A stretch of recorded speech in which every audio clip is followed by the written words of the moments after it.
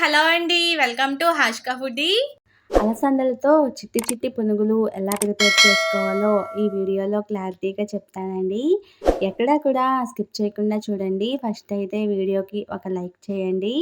Morning బ్రేక్‌ఫాస్ట్‌గా అయినా, evening స్నాక్‌గా అయినా చాలా ఈజీగా చేసుకునే రెసిపీ అని చెప్పుకోవచ్చండి. అలసందలతో గారెలు చేసుకోవచ్చు, వడలు చేసుకోవచ్చు. ఇలా చిట్టి చిట్టి పునుగులు కూడా ప్రిపేర్ చేసుకోవచ్చండి. భలే రుచిగా ఉంటాయన్నమాట. ఫస్ట్ అయితే మనం ఇక్కడ తీసుకున్న క్వాంటిటీ వచ్చేసి అర కేజీ అలసందల్ని తీసుకున్నామండి. అలసందలు అన్నా, బొబ్బరి పప్పు అన్నా ఒకటేనండి. పప్పు నానబెట్టడానికి ముందు 2, 3 సార్లు శుభ్రంగా వాష్ చేసుకోవాలండి. చూసారు కదా! ఇప్పుడు పప్పు మునిగేంత వరకు కూడా మంచి నీళ్లు పోసుకొని నానబెట్టుకోవాలండి. బొబ్బరి పప్పు సున్నితంగా ఉంటుంది కదండీ! అందుకనే ఏమో చాలా త్వరగా నానిపోతుందండి. 6 గంటల తర్వాత చూసారు కదా! ఎలా నానిపోయిందో. ఇప్పుడు దీన్ని శుభ్రంగా పొట్టు తీసుకొని కడుక్కుందాము. బొబ్బరి పప్పు రుబ్బేటప్పుడు కూడా చాలా జాగ్రత్తగా రుబ్బుకోవాలండి. ఒక్క చుక్క నీళ్లు వేసినా కూడా మొత్తం జోరు అయిపోతుంది. అందుకనే వాటర్ మొత్తం కూడా వడకట్టేసుకోవాలండి ఇలా. పిండి జోరైపోతే మనకి చిట్టి చిట్టి పునుగులు కానీ, వడలు కానీ, గారెలు కానీ అంత రుచిగా రావండి. నూనె లాగేస్తాయి కదా! చూసారు కదా ఎన్ని వాటరొచ్చాయో. ఇప్పుడు మనం గ్రైండర్‌లో వేసుకుందాము. మనం ఒక్క చుక్క వాటర్ వేయకపోయినా కూడా ఈజీగానే గ్రైండర్ తిరిగేస్తుందండి. అస్సలు వాటర్ వేయనవసరమే లేదు. పప్పు త్వరగా నానడమే కాదండి, రుబ్బేటప్పుడు కూడా చాలా త్వరగా నలిగిపోతుంది. చూసారు కదా! నలిగిపోయిందండి.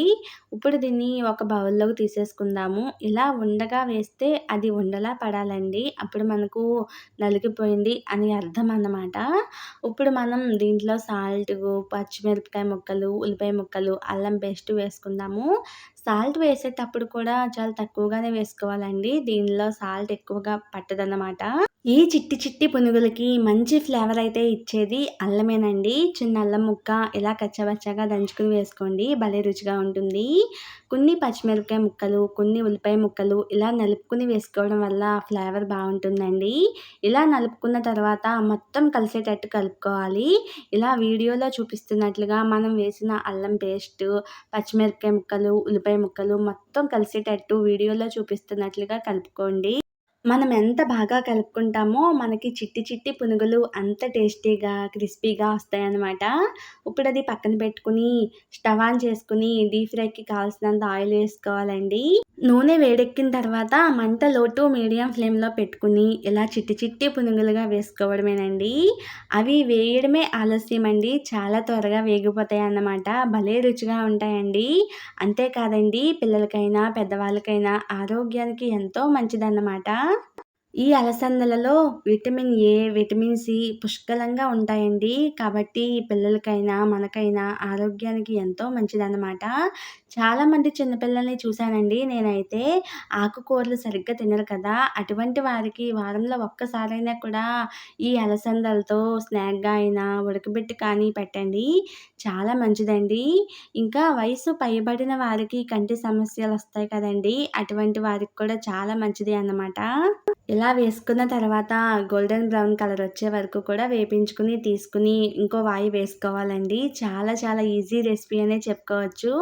బరువు తగ్గాలనుకునే వారికి మంచి డైట్ ఫుడ్ అండి ఇది. ఉడకబెట్టి కానీ, ఇలా వారంలో ఒక్కసారైనా కూడా నూనెలో వేగించిన వడలు కానీ, గారెలు కానీ తింటే చాలా చాలా మంచిదండి వాళ్ళకి. ఇలా చెప్పుకుంటూ పోతే ఎన్నో ఉన్నాయండి అలసందల గురించి. హెల్త్‌కి ఎంత మంచిదనమాట. తప్పకుండా ట్రై చేయండి. ట్రై చేసిన తర్వాత మీకెలా వచ్చాయో నాకు కింద కామెంట్ బాక్స్‌లో కామెంట్ చేయండి. ఈ అలసందల్ని వేడి వేడిగా తింటే ఒకటికి 10, 15, 20 తింటారండి. అంత రుచిగా ఉంటాయన్నమాట. మంచిగా ఇంట్లో చేసుకున్న కారప్పొడితో కానీ, టమాటా సాస్‌తో కానీ భలే రుచిగా ఉంటాయండి. ఈ కారప్పొడి ఫుల్ వ్లాగ్ మన ఛానల్‌లో ఉంటుంది. ఒకసారి వెళ్లి చూసేయండి. చూసారు కదండీ! పైన క్రిస్పీగా, లోపల మెత్తగా ఎంత బావున్నాయో.